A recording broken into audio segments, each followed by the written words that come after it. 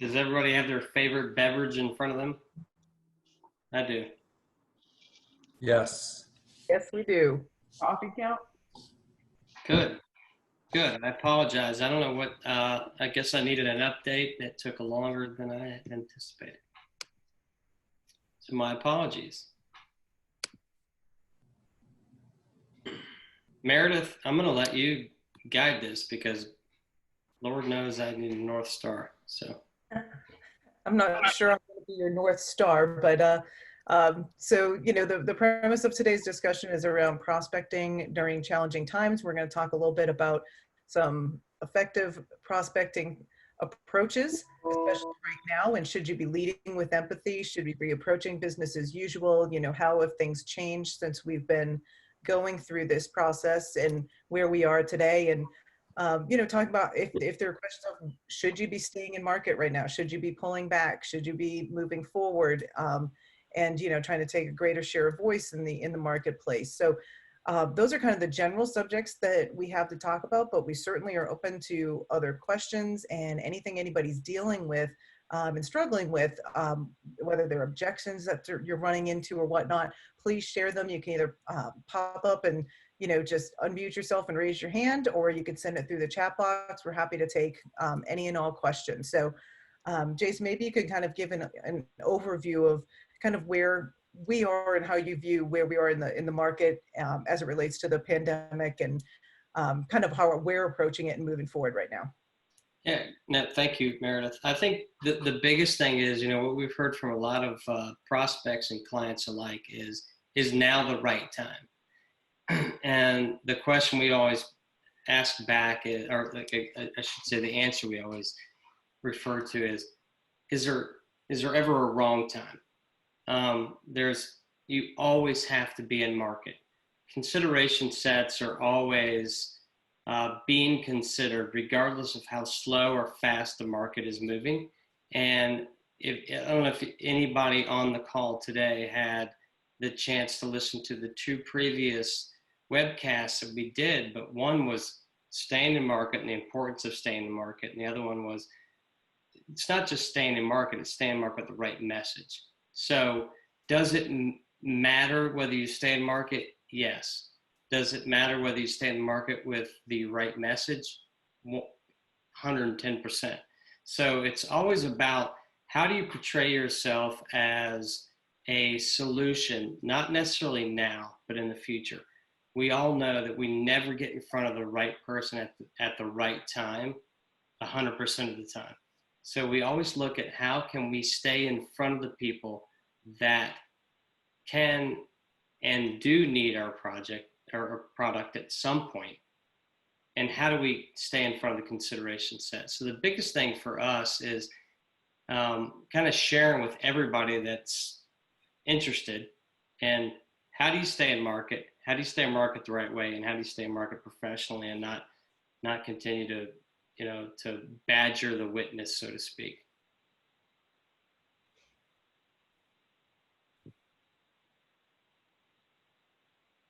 So do you want to start off with a few of the questions? Yeah, I'd love to. So if you fire them off, I'm not seeing in front of me the questions. So I actually had one of the questions that was submitted to me by email prior to today's call, and the question is, how responsive is the market to outreach right now? That's interesting. So, the market right now is extremely responsive to outreach. What you see is this propensity to have a conversation, but with very limited boundaries. And everybody wants to try to figure out the best way, I believe, to attack the back half of 2020. And I would say the first to second quarter in 2021.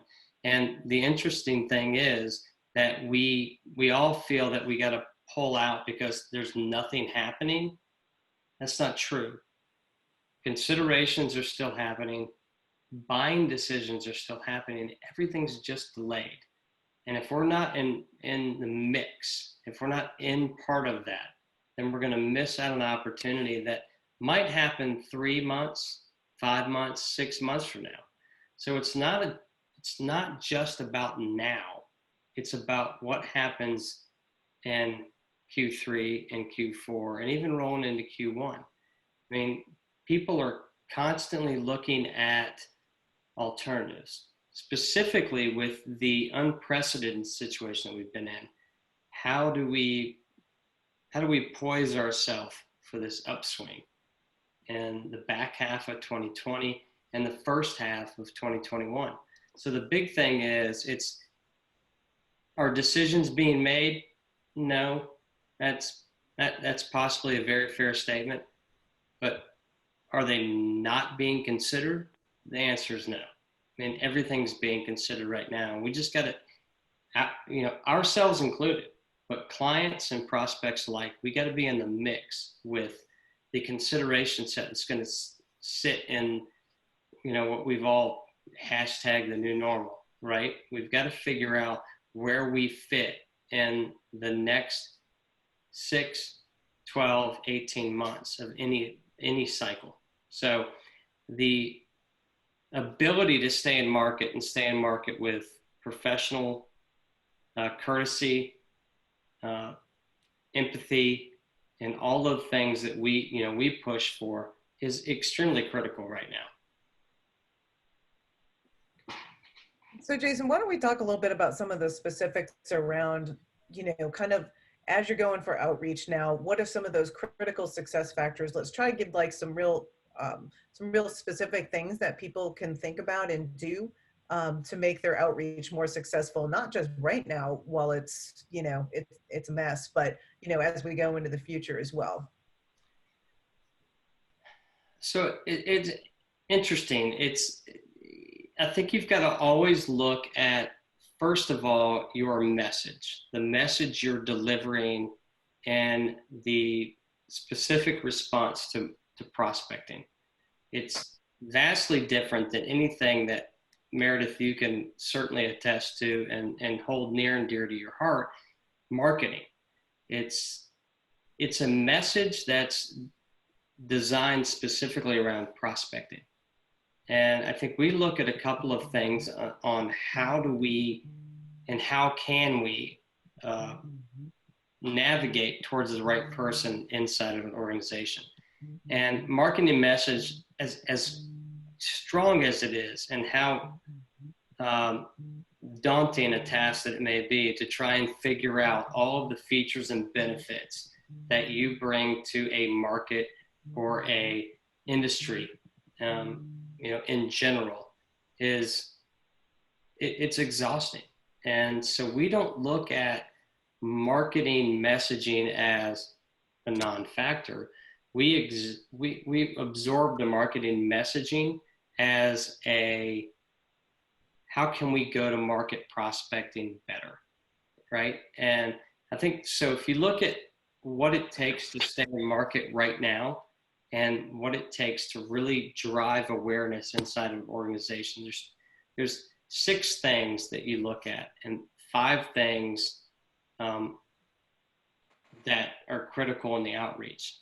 But the first is you've got to have the right message translation. And what that means is that you take all of the features and benefits, you take all of the marketing messaging that you have, take all the competitive language that you absorb, and you try to figure out where you fit in the scheme of all of those things as it relates to a challenge or an obstacle inside of what we'll call an ICP, right? Ideal client profile. And you address that particular challenge, that particular obstacle. And then when you've got that honed in, then you attack the market and what we know 5 different ways, right? And one of those ways is you've got to drive C-suite awareness. And where we're different than most in this industry is we always start with C-suite. Prospecting fails for a lot of reasons, but one of the main reasons it fails for is because it has no notoriety or no genuine awareness inside the organization. So when you start at the C-suite and above with a specific message that addresses a challenge that our clients or us, if you're looking at how we go to market, that we can address. And from there, you get, at that point, you drive down, you get maximum awareness and organizational exposure. And that's the key. And, you know, a lot of my folks will always hear me, and they'll laugh when I say it, is what my boss finds interesting, I find fascinating. So when things trickle down and land on my desk, specifically from, you know, Tom Dunn, our CEO, I pay close attention to it. And I'm going to give it a fair shake, because there's a lot of negative consequence to me saying no. Because we had a solution that might have been presented and we didn't take advantage of it. So when you start from the top down and work your way through an organization, those two things happen. You have C-suite awareness and you have maximum organizational exposure. The third thing in that entire sequence is that sequencing matters. Does it matter if I, you know, called Tom first and emailed him second? Does it matter if I email him first and call him second, leave a voicemail third? Those types of things. That your sequence in which you build a rapport with the entire organization matters. And that's missed on a lot of opportunities solely because we are single-threaded in organizations. So a lot of people that think they sell to the VP of sales would target me. But if they do so in a manner that is single-threaded and single point of failure, there's no exposure inside the organization. There's no can I not, should I not. It's just, there's nothing negative for me to say, no, we're good, thanks. So those things matter, and the sequence in which they are disseminated matters, because as you start to build that rapport throughout the organization, everything filters down. And then your grouping of your outreach matters. I mean, so that's number 4, right? How you go about making that outreach matters. And that goes to email, voicemail, you know, follow up on social, and in what time frame. So there is a specific time frame and outreach methodology that works optimally. It doesn't work all the time, it works optimally. And then the last thing is, we've seen that if you don't follow up in 3 days, then you start to see diminished returns. That doesn't mean 2 is bad and 5 is worse. It just means that 3 seems to be really the nucleus of next steps and generating interest. So again, market translation is key. It's the foundation of the 5 pillars we just talked about. If you don't have the right message built on how to prospect and how to identify a challenge that folks are seeing in a marketplace, then the other 5 don't matter. But you've got to really translate the message and coordinate that directly to a challenge and how you can help solve it. Does that answer the question that was delivered, Meredith, do you think? Yeah, I think that what would be helpful is when you talk about grouping outreach, what does that mean when you talk about grouping outreach? What does that look like, so somebody would know how they could do that, how they could execute that? Yeah, so it's a great question. So it's like one of the things that we've all seen, and I think we've all been guilty as charged, right, is we're charged with activity. And activity is voicemail, email, social outreach, for lack of a better defined product. But I'll call on Monday, and I might leave you, Meredith, a voicemail on Monday. And then I might feel that voicemail was plenty. And I did such a great job of delivering that voicemail. If you listen to it, you're going to have an extreme desire to talk to me. False. But I follow up then on Wednesday, or Thursday of that week, 3 to 4 days later, with an email. By Wednesday or Thursday, you've already forgotten about my voicemail. So when I talk about grouping, it's about responding to the person immediately via voicemail, human to human, whether it's an admin administrator or I'm sorry, a key player administrator, or it's an email follow up. So that person is hearing a voicemail or a memo from their administrator plus an email. So they're getting this consistency in messaging and delivering that you're providing.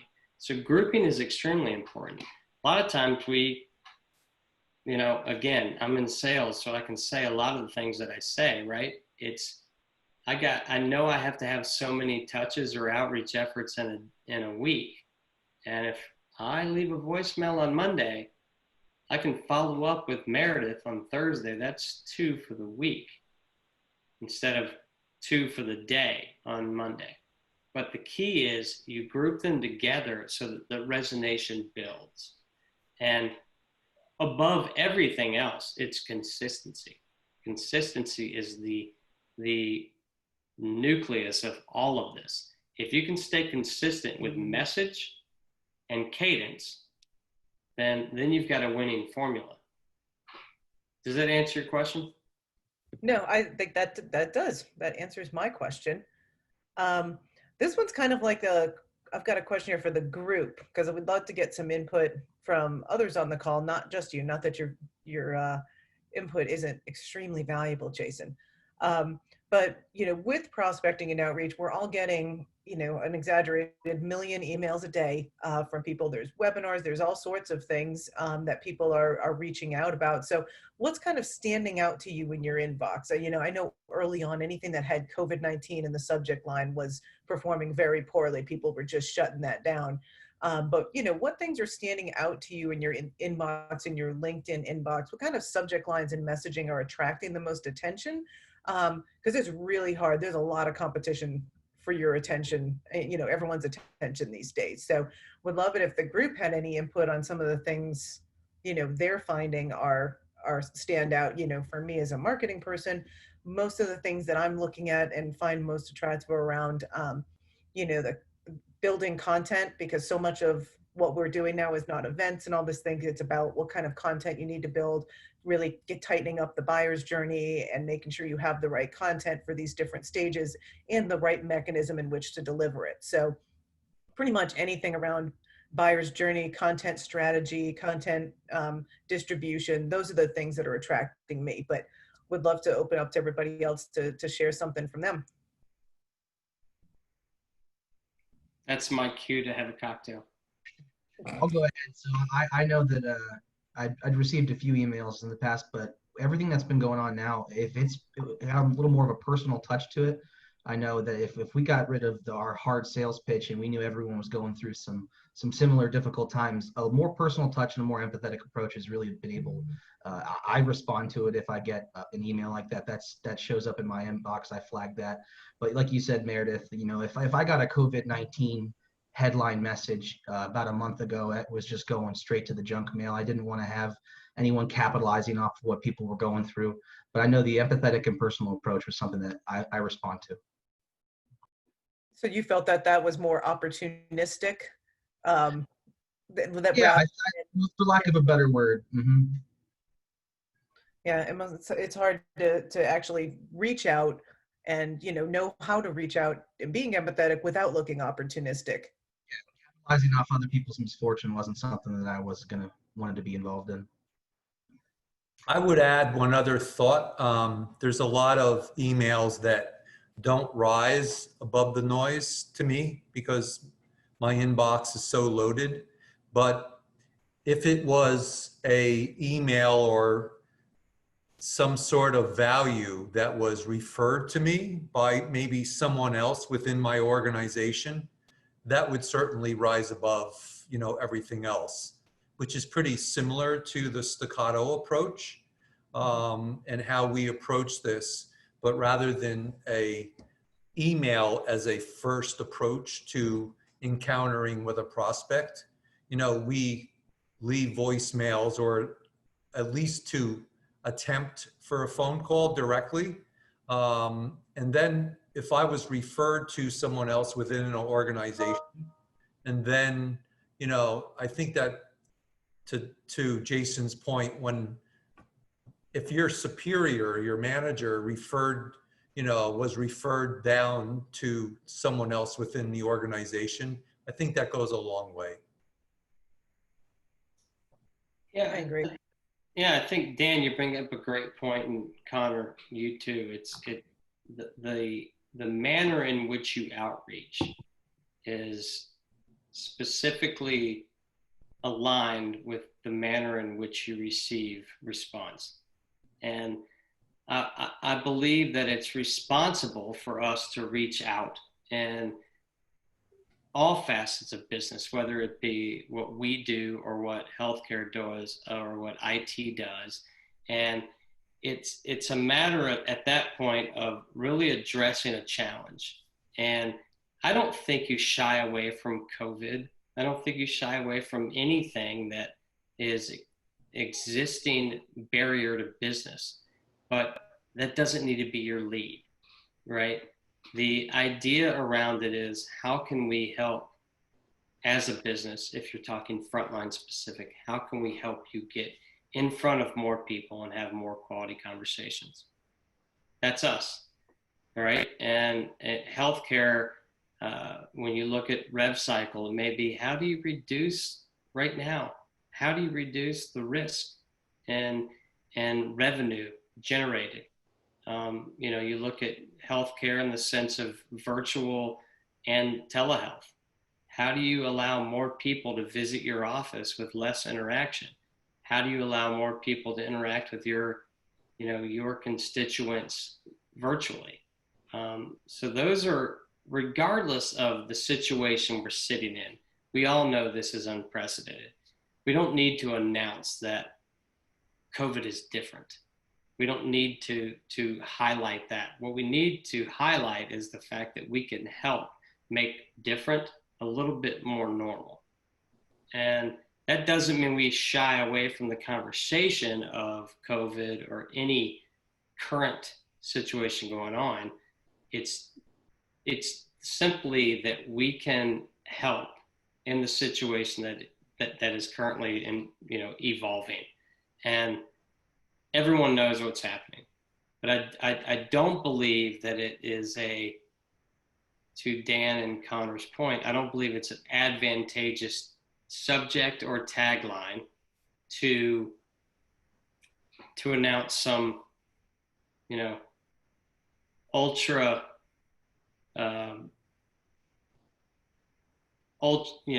all within solving purpose of whatever it is, right? I think we can address the conversation one-on-one, but the subject line and an outreach needs to be a challenge. That challenge persists whether COVID exists or not. How do we get in front of more qualified people? How do we have more meaningful conversations? That has always existed. It will always exist. But I don't think we need to duck and dodge the subject of COVID as it relates to having a human-to-human conversation. But it's certainly not a lead-off. Does that make sense? Yeah, absolutely agree. Well, well pointed that it's human. You can't ignore it because it is something that is a human response. And if you ignore it, then you just sound tone deaf. But I agree with you. It's not a great lead. Some of the other folks in content, you guys running into obstacles or objections that you're having trouble overcoming that we might be able to help with? Jason's had many years of dealing with objections and such. So if there's anybody that has questions of things they keep bumping up against, whether it relates to to these challenging times or just regular times, would love to hear about it and see if we can help. I'll go ahead and go again. I know that in my outreach, I've come across an overwhelming amount of responses on budget freezes and how you overcome with, you want to stay in market now, but the prospects you're reaching out to, they've been told that, they don't have the ability to make that purchase right now. They don't have the ability to bring on a contractor or vendor. And I just wanted to know, Jason, what's something you've seen that's been able to help overcome that, or to empathize with that, understanding that, our company might be the similar situation, but, how do we overcome that? First of all, I would like to thank Meredith for letting everyone know that I've had my personal fair share of rejections. So thank you. Connor, I think the big thing there is the fact of the matter is things are uncertain, right? And we're going to drive to a timeline of uncertainty. And so what does that mean? Even in times of certainty, we're 4 to 8 weeks out in anything that we implement. So when you look at, we don't have the budget. We're budget frozen. I think the big thing there is to try and understand what the goals are. And regardless of budget, the goals still stick, right? We all have, you guys have heard me say this 1,000 times. Sales makes jobs. So we've got to continue to sell in order to make jobs. So goals are not going to fluctuate in the sense of, well, if we dip 60%, then we can still save X amount. It's not going to happen. Everything has to be consistent across the board when you look at where you sit right now. And I think, Connor, the big thing is just understanding what the objectives are and the time frame and doing it. The big thing that I'll tell you that when you get this delayed budget response is it's typically they're uncertain of the path forward. And it doesn't matter whether it's us or somebody else. If you get a budget response to anything implemented in the next 6 to 8 weeks, there's uncertainty in the market. There's uncertainty into what their goals and objectives are. And you've got to try to find a way to break down that barrier, right? And break down, we know there's uncertainty. We know it's gray. We know it's X, Y, or Z. But all things consistent, where do we land?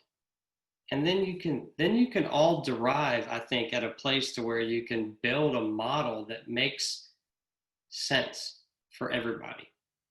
And one of the things that I've always said to our entire team is that we are a very good solution, but we're not a great solution for everybody.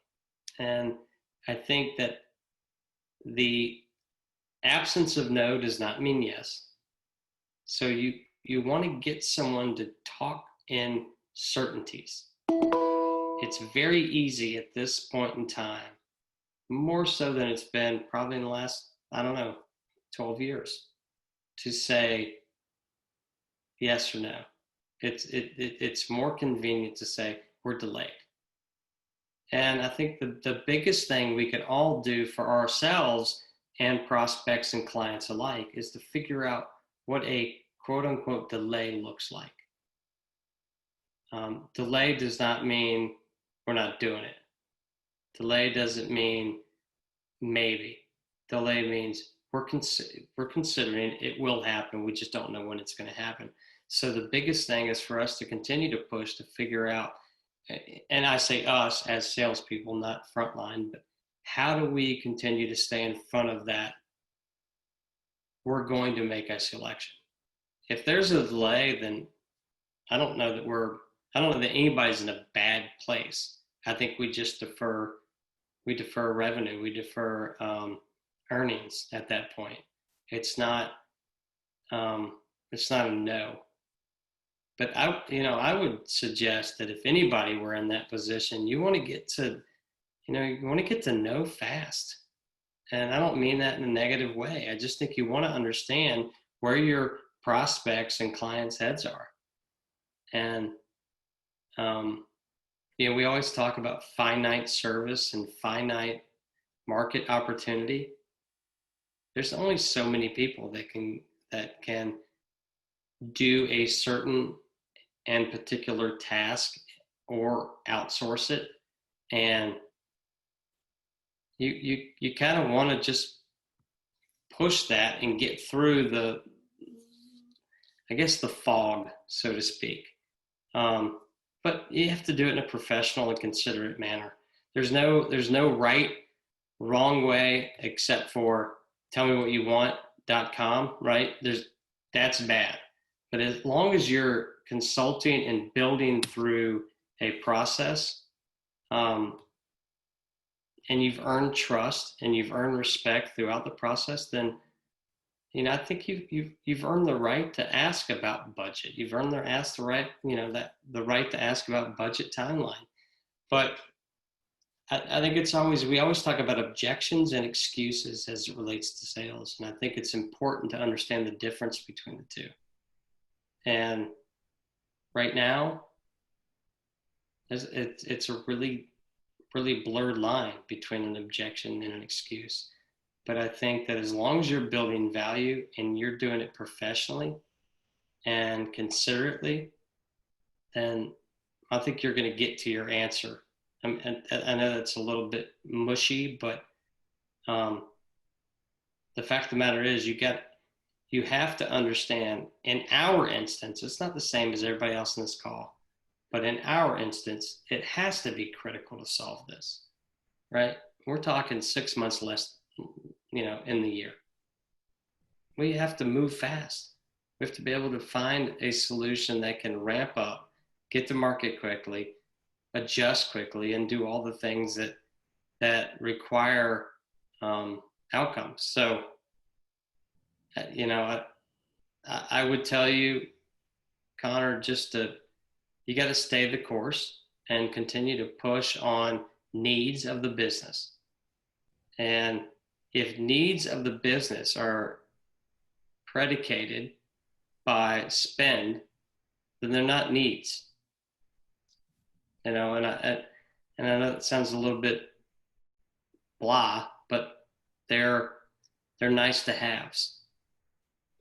And that's where you got to get to, I think, when you start talking about budget and freezing and those sorts of things. Does that answer your question? It does, thank you.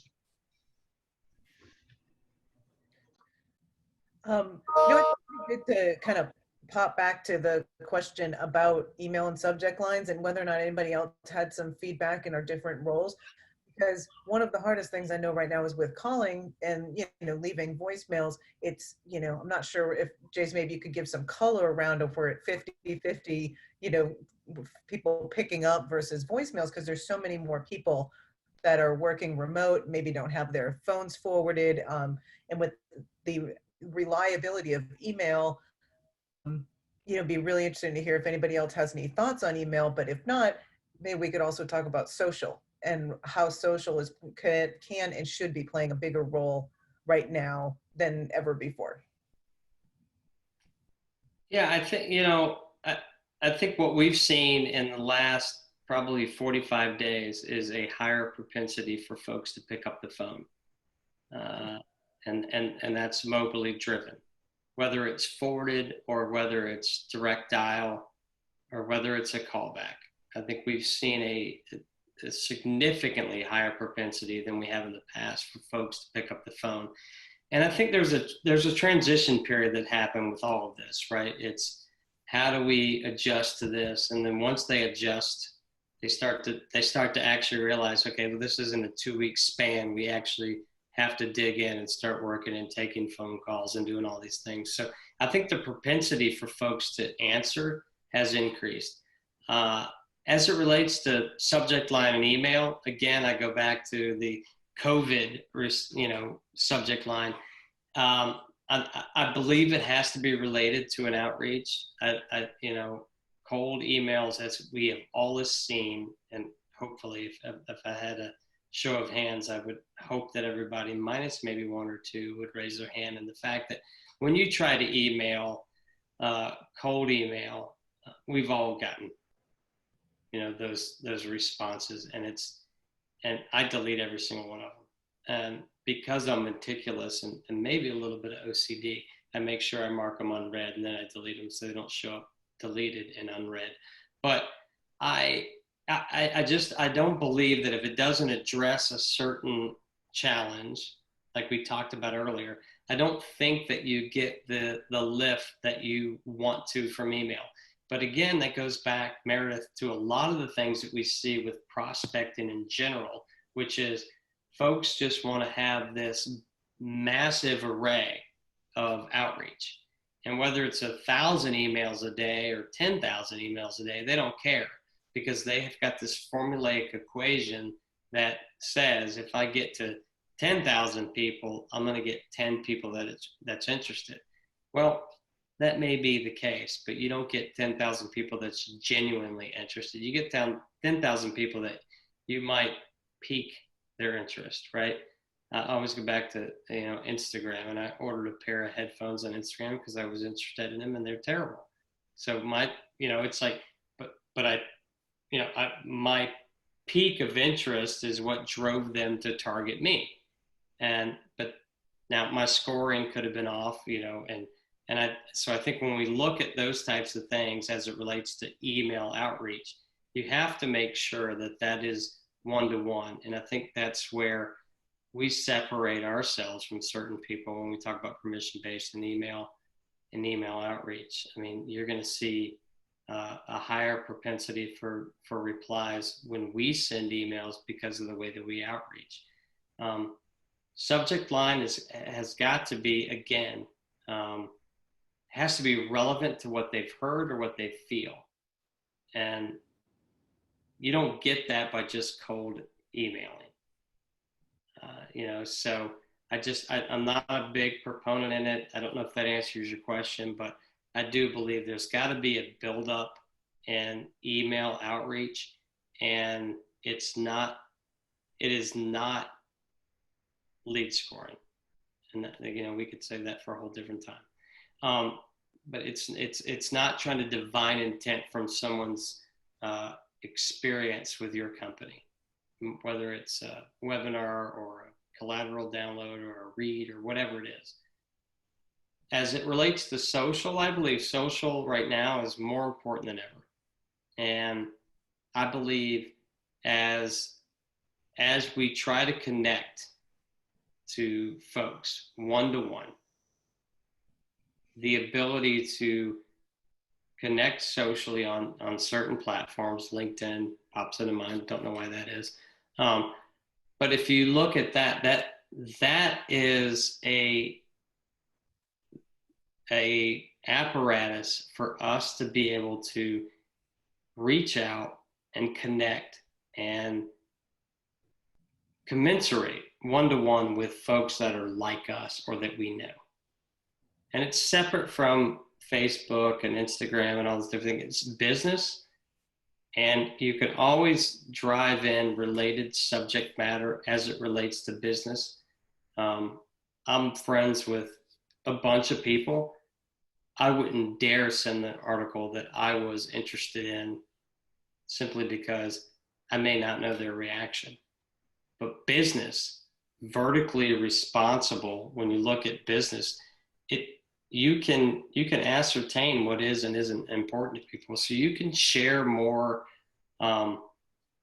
volume and less apprehensive collateral with folks based on business verticals and subject matters. So I think if we're not using LinkedIn Sales Navigator, if we're not using social media to its utmost potential, then we should all be ashamed, because it's a fantastic time to do so. Does that answer your question? Yeah. If I could just touch on your first point, Jason, from an access standpoint, calling into, key player prospects, it's absolutely back to normal. What we're finding within the campaigns, within, on my desk.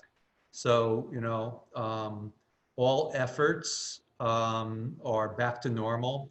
I would also say, in addition to that, we're having almost easier access because calls are being forwarded to executives. They're back in their home office now, which is their first mode of operations today.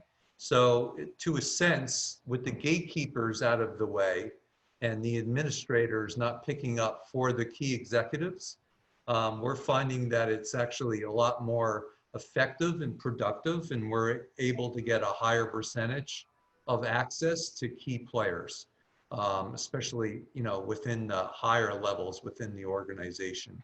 So to your first point, I strongly agree, and that's been extremely productive within my clients. Yeah, no, I think that's it's consistent across the board. But you know, the biggest thing that you take away, hopefully that you take away from that, is that email alone doesn't do it, right? It is a relevant message inside of organizations and continue to expound and then follow up that is consistent with what you've left. And that's the big thing. So I think that if you look at email and it's permission based, which is rare, and B, it matches what you're leaving. I should say what you're leaving on a voicemail or having conversations with human to human interaction. I think that just the propensity for that to increase in reaction is significant. But I agree, Dan. I think that you gotta that there are buzzwords. I've talked to probably 15 business leaders in the last 45 days that anything with COVID goes into my trash. That's a rule. You can set that in Outlook, you can set it in Google, you can do it. And anything with COVID-19 goes away. And that's a real sentiment. It's not something that's made up. And I thank God that I talked to them 15 days ago or 20 days ago, because I've done the same thing. And I've lessened my email count in my inbox by probably 14 or 17 a day. So, yeah, I think that it's, the entire aspect of outreach and building a notoriety in any industry, to me, is about authenticity and human to human, right? You've got to have humanization and authenticity and outreach. And the idea is that there's not a service out there, not even Google, not even Amazon, that's right for everybody.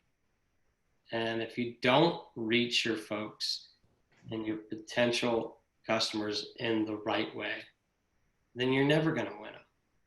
And I think it's we've got to be genuine. We've got to be authentic, have authenticity, and we have to have a human to human reality of how we're reacting to everything that's going on, specifically now.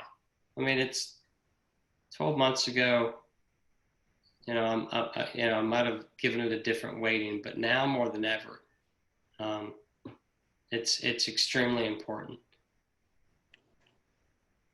Yeah, and I would also say, as you look at social activity, even something like LinkedIn has changed to be more human, where it used to be lots of articles shared, lots of just very business focused kind of things. There's a lot more people that are sharing personal experiences, asking questions, starting conversations, tagging other people to ask them what their opinions are.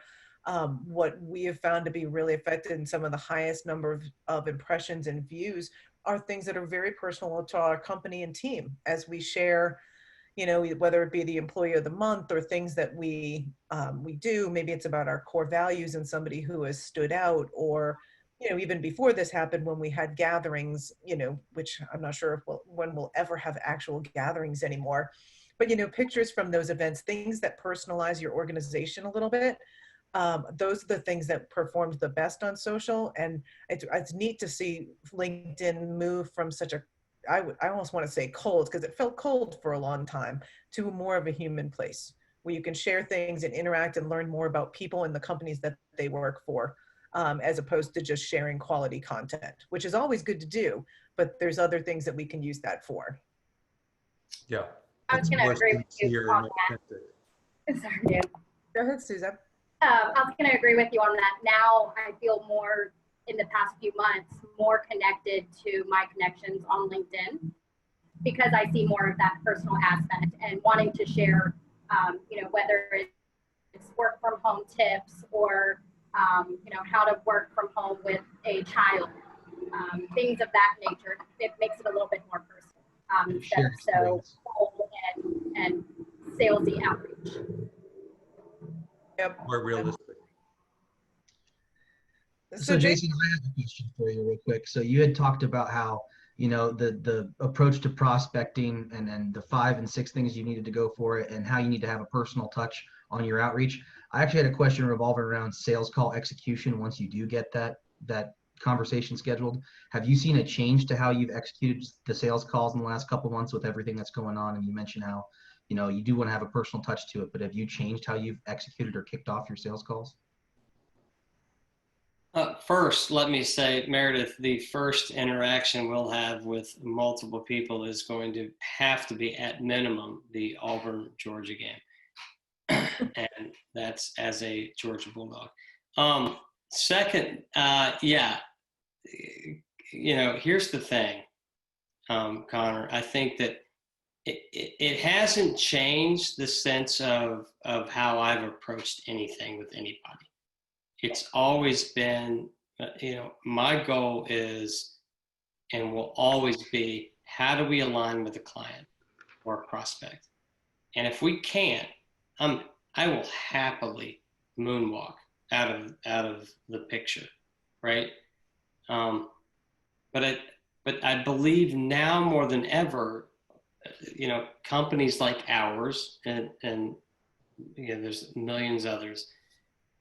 We can't, that may be our core value, that may be our North Star, but we cannot back away from that so quickly, in the sense that companies are so much more guarded right now than they've ever been.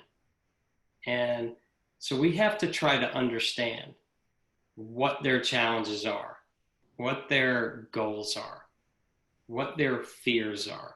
And so, the transition, to your point, has been, I think, when we normally do introductory call, it's usually about 30 minutes, but now it spans the time frame of anywhere from, 65 to 70 minutes over 2 calls.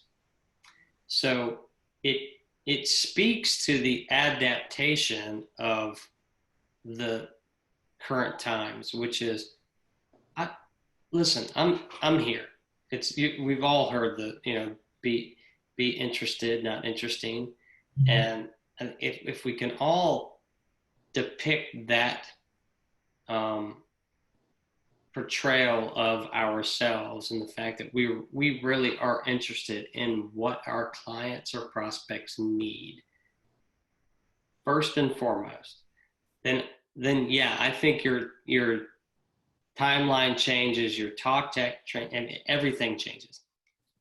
If you're a bulldog and you have no intention of changing, then you're going to need 30 more opportunities, because you're going to bowl through somebody and push them aside based on the opaqueness of what we're looking at right now, right? There's a lot of ambiguity in the marketplace, and we cannot force, nor should we force, folks to try to understand what's going to happen or what should happen, or get their prediction on what they believe will happen and how they believe they can come out of this.